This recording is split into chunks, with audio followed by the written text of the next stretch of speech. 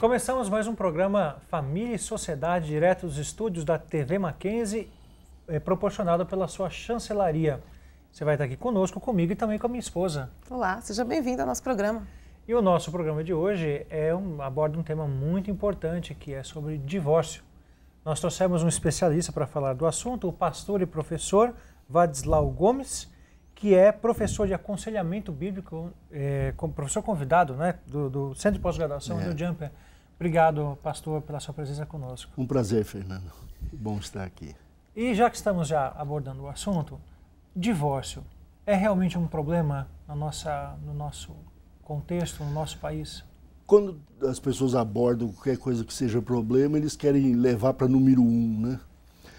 Eu creio que o divórcio não seria o problema mais corrente, mas é o de maior dano. E a impressão que eu tenho que é de maior dano é porque a localização do casamento na palavra de Deus, ela excede qualquer convenção.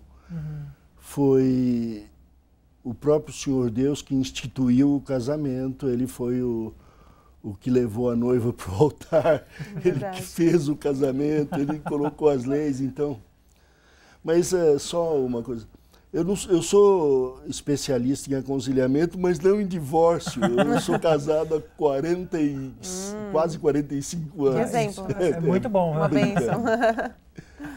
Outro dia eu já ouvi isso aí, né, do cara disse que era tão familiarizado com o assunto de divórcio que já estava na quarta esposa que podia falar sobre divórcio. Já estava expert, né? Mas eu acredito que quem possa ensinar sobre o assunto não é quem já passou muitas vezes pela experiência, mas justamente quem tem um casamento feliz, não é? E qual que é o segredo, viu, pastor? Desses 45 anos de casados. É interessante, eu acho que o segredo é a Beth. A sua esposa. Nesses 45 anos ela tem sido uma companheira que não tenta me dirigir, mas ensina muito, às vezes com silêncio, às vezes falando, mas ela é inspiradora de amor. Pastor, por que o senhor acha que é tão grande a taxa de divórcio no nosso contexto, na nossa época? E até entre os cristãos, né? A primeira questão, eu acho que já me referi do começo, o casamento é um pacto. Pacto não é uma palavra solta nem na teologia, nem na vida fora ou alheia à teologia, porque nós vivemos de pacto. Eu vim aqui porque te fiz um pacto de aceitar o convite, eu vou na rua com o carro, eu tenho pactos de trânsito, qualquer relacionamento é um pacto. O casamento, quando instituído por Deus, ele estava baseado no pacto do casamento. E amor, em vez de um sentimento, o amor era a efetuação desse pacto, era a atuação. Você pode ver em Gênesis, quando Deus fala a respeito de Adão e Eva, todas aquelas coisas trabalho, fazer, e o comportamento é a expressão da alma no corpo. E comportamento é revelador da fé. Sim. A fé é um movimento na direção de Deus, mas ele manifesta naquilo que eu faço. Certo. Então, o amor é um comportamento de conhecimento de Deus, de conhecimento de si mesmo, de conhecimento do outro. Até João fala, né? Não vos ameis de palavra, mas de fato e de fato e de verdade, Então, dessa forma, se o casamento passar a ser uma busca por ser amado e não for o pacto a garantia do casamento, os relacionamentos vão se desfazer. Se dissolvem, né? A Bíblia fala, o amor jamais acaba. A primeira coisa que a gente faz na briga no casamento é, olha que o meu já está acabando. O amor não perde a paciência. A gente fala, eu já estou perdendo a paciência. Uma vez até eu disse para a Beth, eu estou perdendo a paciência. Ela falou, você não pode perder o que não tem. Então a resposta seria essa. Então, antes da crise do divórcio, existe a crise do amor, então, né? A crise do pacto. O amor seria a manifestação desse pacto. Então nós já somos rebeldes contra Deus e por causa dessa rebeldia vamos ser infiéis no casamento. Então, quando abandonamos o ponto básico do casamento, que é a aliança, nós não temos amor para ser mantido, o outro não se sente amado. O senhor acha, então, que é uma deturpação do que seja amor, do que significa essa palavra? Sim, olha, pense no seguinte, na criação, amor era uma palavra que definia a ação de Deus em criar. Não era algo que Deus estava sentindo somente. Não, ele estava fazendo, se doando. Era uma ação. Quando criou Adão, Adão teve de doar para a criação de Eva. E eles habitaram juntos. Então, amor era esse comportamento de entrega. Sim. Graça e fé, aquela transmissão de graça e recepção em fé chama-se amor. Por isso o amor é concluinte naquela frase de Paulo sobre a fé, a esperança e o amor. Não é que o amor é mais importante, é que o amor é mais significante porque revela qual seja a minha fé e qual seja a minha esperança. Então a ideia desse pacto no casamento é um pacto de conhecimento. No início, esse conhecimento havia. Eu falava e você compreendia. Hoje a gente fala e o outro pensa que está entendendo e eu penso que eu estou comunicando. Ruídos da comunicação. Houve uma queda. Então o pecado trouxe uma falta de comunicação que formou toda a confusão depois do Éden também. Isso não entende o que se fala. Você já notou que as pessoas se casam sem se conhecer? E esse é um dos maiores problemas. É verdade. Aquele período que chamam de namoro foi chamado de período de pequeno casamento. A pessoa já se acha num pequeno casamento sem compromisso, com direito a tudo. Que é o que tem permeado os relacionamentos hoje em dia. Né? Com aquelas frases ficar e etc. No momento em que uma intimidade ultrapasse a responsabilidade da amizade, a culpa se aloja, o sentimento de vergonha se aloja, sem que as pessoas se deem conta. Até se preocupem, talvez. A menininha, por exemplo, lá a mamãe está limpando e diz, só a mamãe pode limpar, que não deixa ninguém limpar. O menininho está se coçando um pouquinho, o pai fala, tira a mão daí, menino. Crentes ou não crentes. E nós criamos um certo conceito de proteção àquelas partes que não são importantes, que isso também é bíblico. De repente, um estranho, um perfeito desconhecido se toma de intimidades. Acabou a conversa. A conversa vai ser uma disputa, vai ser uma vingança velada. E tem outra. Ou a própria busca do prazer, talvez. Sempre que vai conversar, alguém tapa a boca do outro, não dá para falar. É importante que saibamos, por exemplo, como foi a infância da esposa. Ou seja, da futura. Seria um período muito mais de amizade, de conhecer do que de contato físico, né? Ajudaria muito mais a construir a intimidade tem valor depois do conhecimento. Aí ela não é aceita como violação do pacto. Interessante. Então esse conhecimento não é trocado, a pessoa não sabe aonde o outro nasceu, quem foram os pais, como que conviveram, as experiências. Se isto for feito, nós descobrimos um padrão de vida. E um vai conhecer o outro e se dar a conhecer. Então, a gente vê isso, então, no divórcio é um problema mais pactual, né? Desobediência ao pacto. Agora, a gente vai falar sobre como evitar, então, esse divórcio no nosso próximo bloco. Não sai daí, voltamos daqui a pouquinho com o programa Família e Sociedade.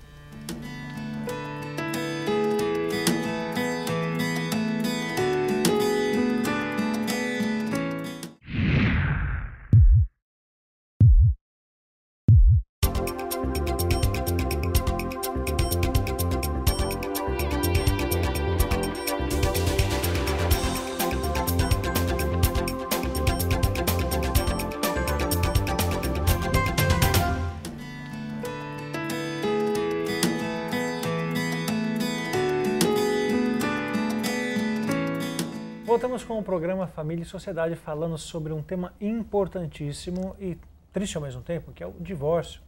O professor e pastor Vadislau estava falando sobre isso. Vamos supor aqui, deve ter casais que estão nos assistindo, pastor, que estão passando por um problema e acham que a única solução é o divórcio.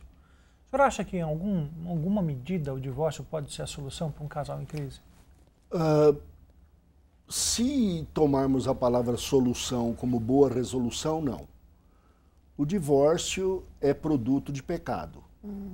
Existe redenção.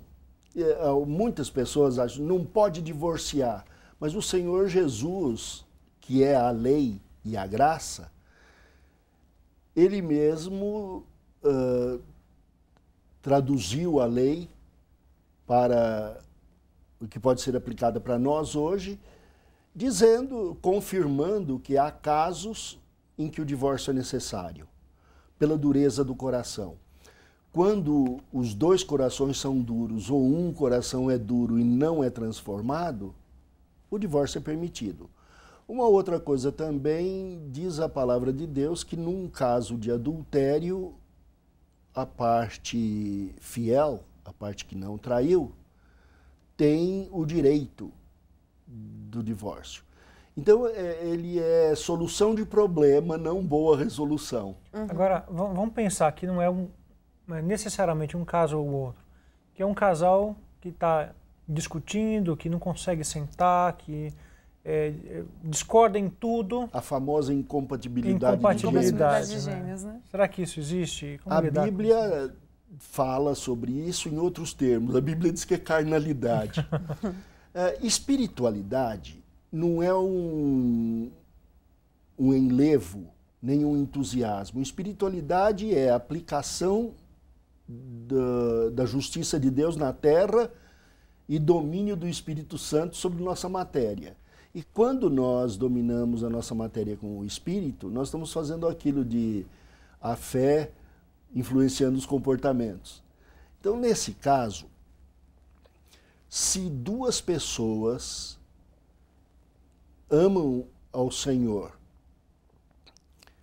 e querem resolver o problema, existe transformação, a redenção de Cristo atinge todos os pontos da vida. A questão é sair de dentro de si mesmo na direção de Deus e do outro. Agora, aí é que surge um grande problema. Quando nós casamos com outra pessoa, mas não reformulamos nossos alvos e desejos. Sabe aquela história, depois de uns anos de casado, diz: quando eu me casei, eu abandonei a faculdade, tudo por você. Não, na verdade, os dois, antes de casar, deviam chegar. Escuta, você tinha alvos de vida, eu tinha alvos de vida. Você tinha desejos, eu tinha desejos. Vamos mudar isso para alvos do Senhor e desejos do Senhor? Ou seja, vamos convergir os nossos planos, né? Porque daí isso é casamento. Juntos, sim. É casar os planos, casar os desejos, casar os alvos. Se tornar um só, né? E para evitar o divórcio, teria de haver, senão o casamento já está em divórcio dentro da mesma casa. Agora, uma coisa que o senhor falou me chamou muita atenção, que é sair de dentro de si mesmo, né? Acho que isso é o ponto, né? É o egocentrismo, né? Desde do Éden, desde que lá dentro, desde que abandonamos a Deus, a gente passou a olhar muito para o próprio umbigo.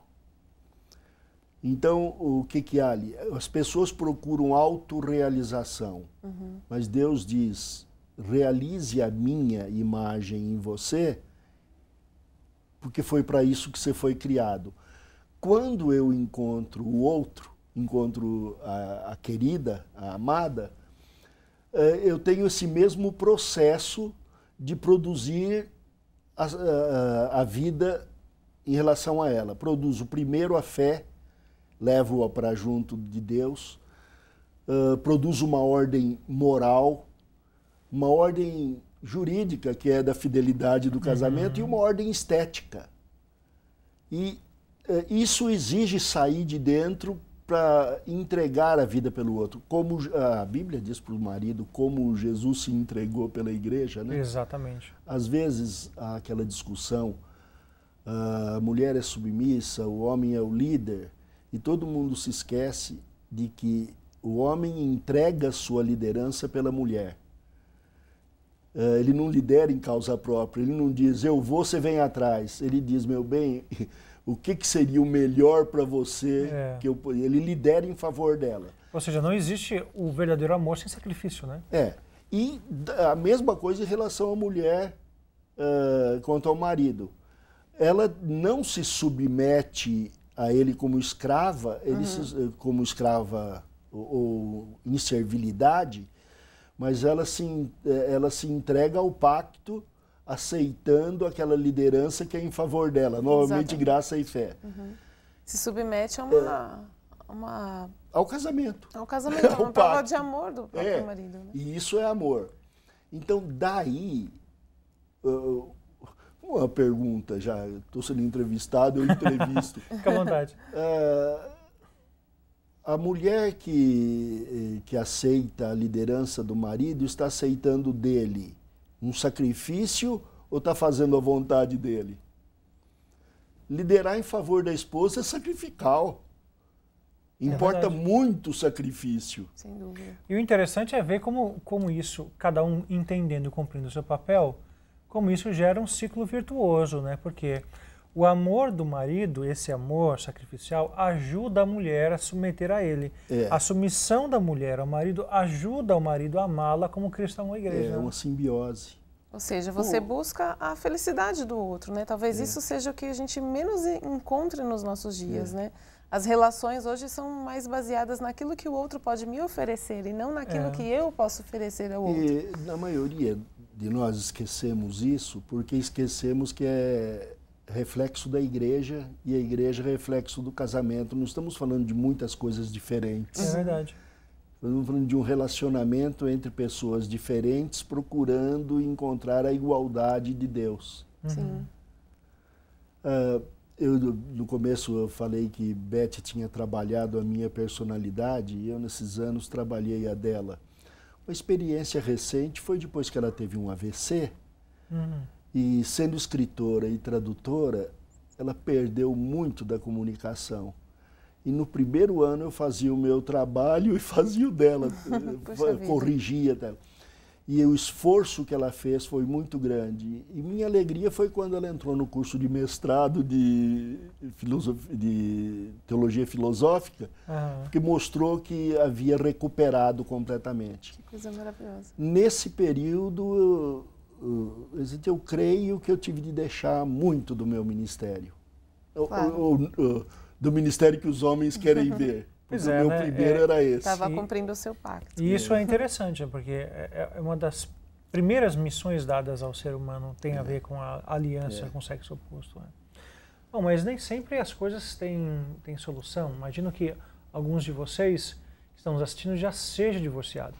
Então não saia daí que no próximo bloco a gente vai falar um pouquinho mais especificamente para você. Voltamos então daqui a pouquinho, Família e Sociedade.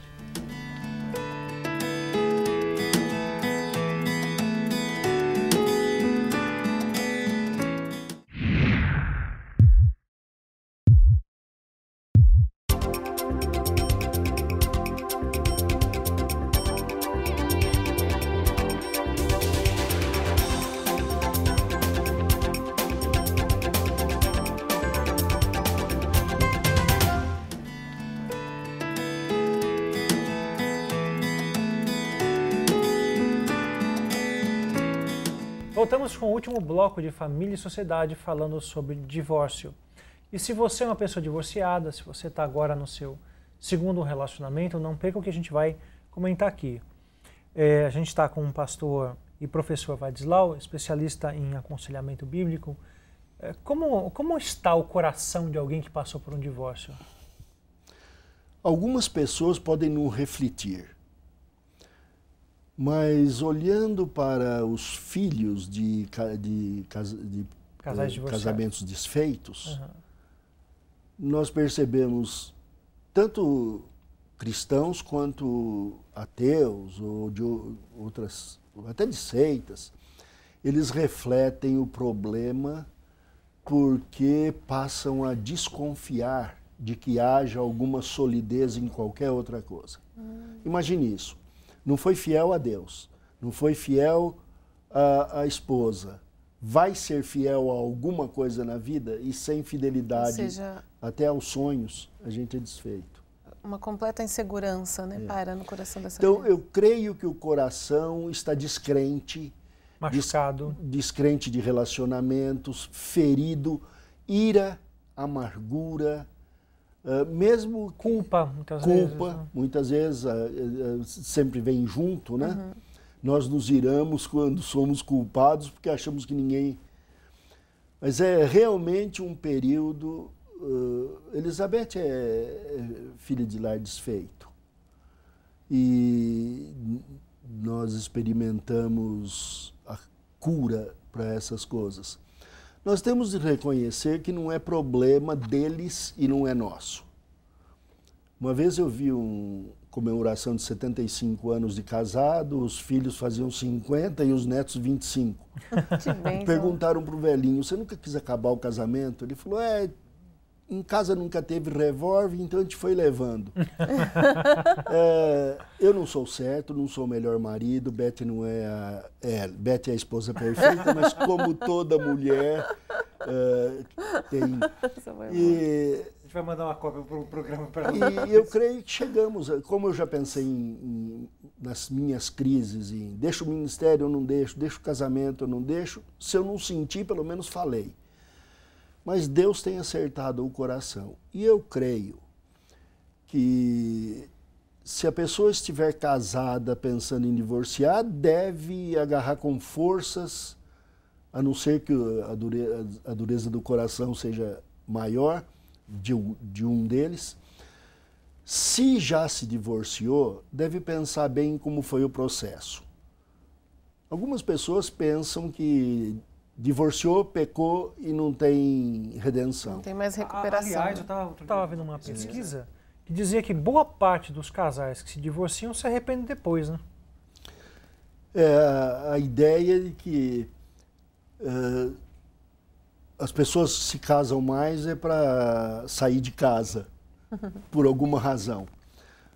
Entram numa casa da qual não gostam.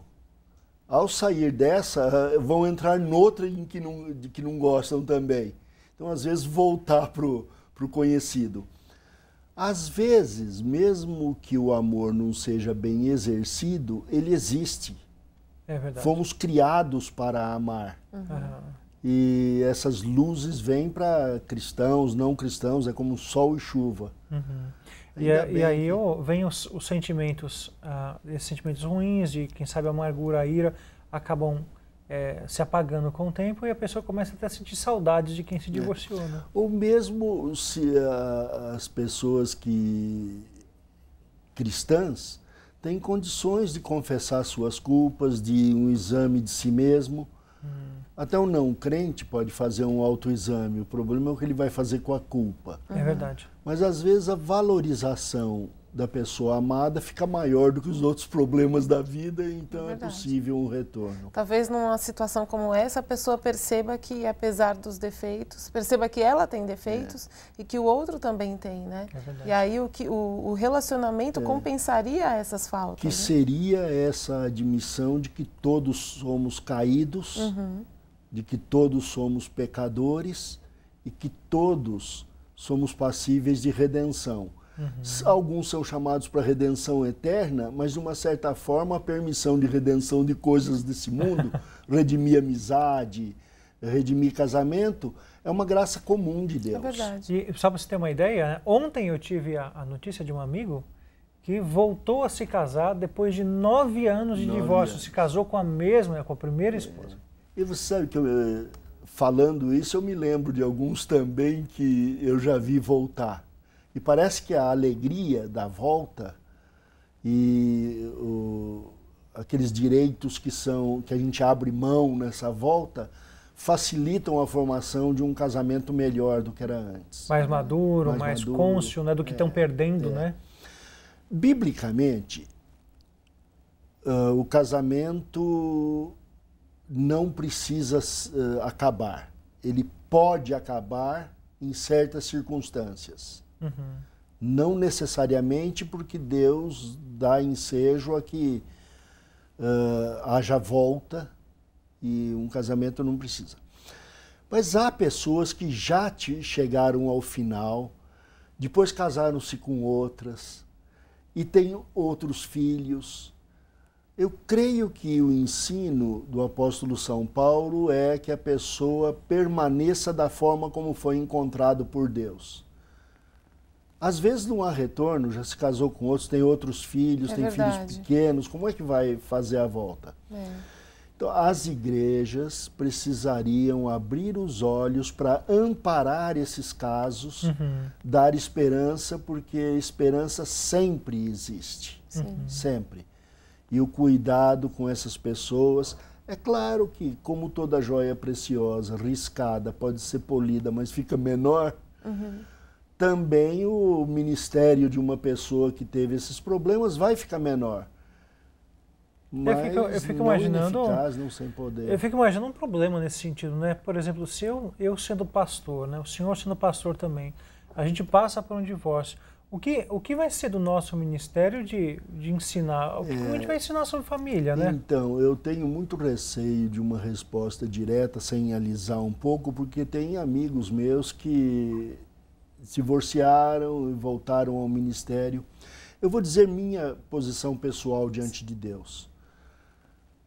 Eu vou para o ministério mais de burocracia. Eu vou trabalhar sem ser pastor de igreja.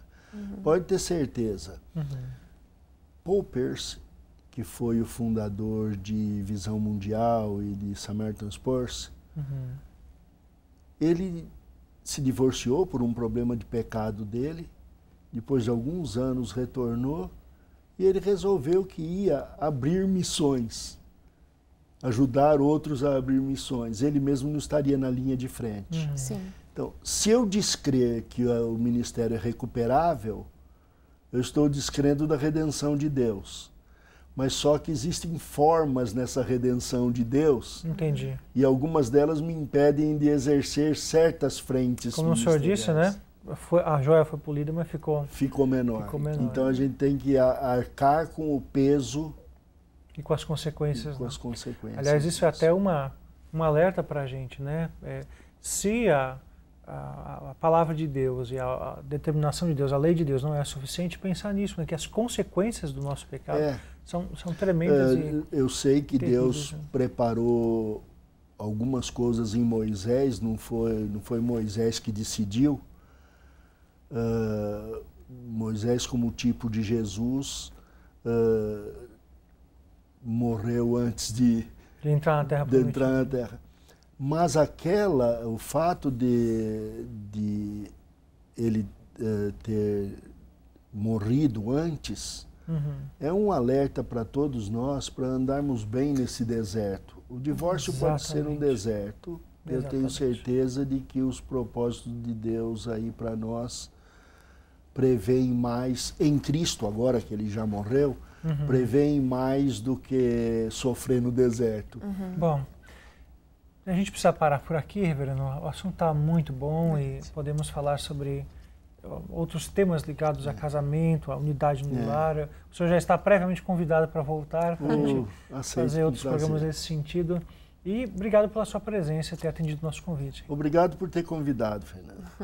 Então nós terminamos aqui mais um programa Família e Sociedade. Suas dúvidas, suas sugestões são sempre bem-vindas. Olha, tem um e-mail que está aí na tela aparecendo, familiasociedade@mackenzie.br. Use e abuse, pode mandar e-mail à vontade. Então fica aqui o nosso abraço. Obrigado por você ter nos assistido e estar com a gente até agora. Obrigada pela sua audiência e até o próximo programa.